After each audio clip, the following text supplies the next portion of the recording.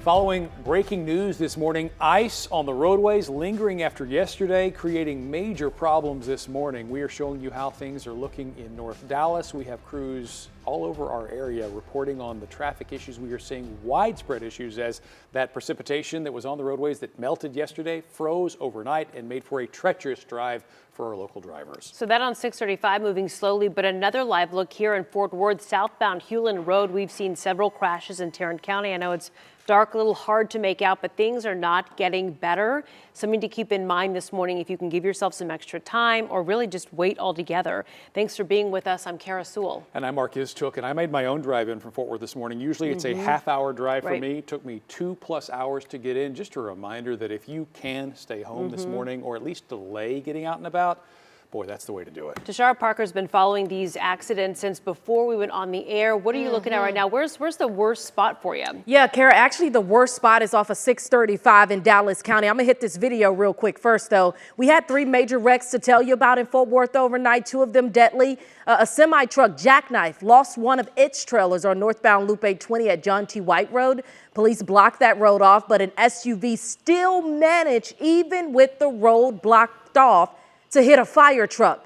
Thank goodness with this one, no one was hurt in that accident. And then late last night, a wreck turned fatal on MLK Freeway. That's at East Berry Street. A Good Samaritan just trying to help out with this situation, help that driver move his disabled vehicle to the shoulder.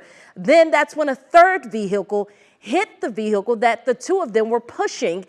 That third person in that third vehicle died at the hospital. The Good Samaritan was taken to the hospital with non-life-threatening injuries. Last video, this happened just before midnight. A driver was killed when he ran into the back of a disabled vehicle. Whew. That vehicle just towed up there. This happened on Highway 360 at 183. That victim was taken to the hospital in critical condition and died there. The driver of the disabled vehicle left the scene, possibly in that one, to get medical treatment. Now, as we come in the studio here, you guys, we're looking at a live look at I-30 at Loop 12. That's where we've just been running into some major issues.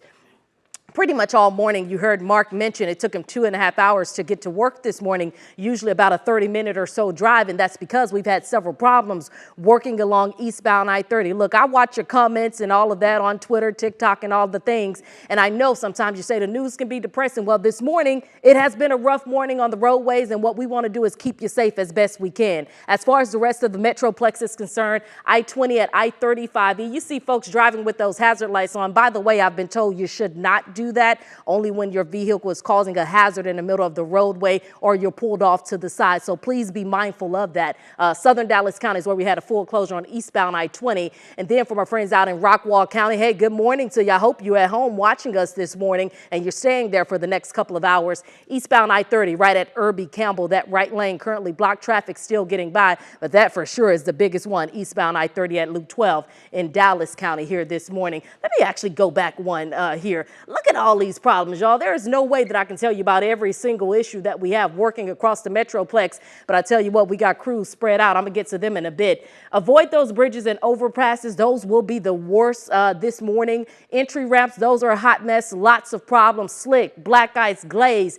Greg even mentioned something that was new to me this morning, freezing fog. I had never heard of that, but he's going to talk about it in his forecast. Tarrant County, I-20 westbound at West Creek, North Loop 820 at Old Decatur Road. We have issues over in Tarrant County. Pretty much had them all morning, as I mentioned to you off the top. And don't forget Rockwall to Hunt County, eastbound I-30 at Irby Campbell, causing about a 10-minute delay. And this has been our biggest one, 635 westbound at Jupiter Road, involving a big rig, multiple vehicles. It is a fatal accident and it happened around 2 o'clock this morning, and it's been closed ever since.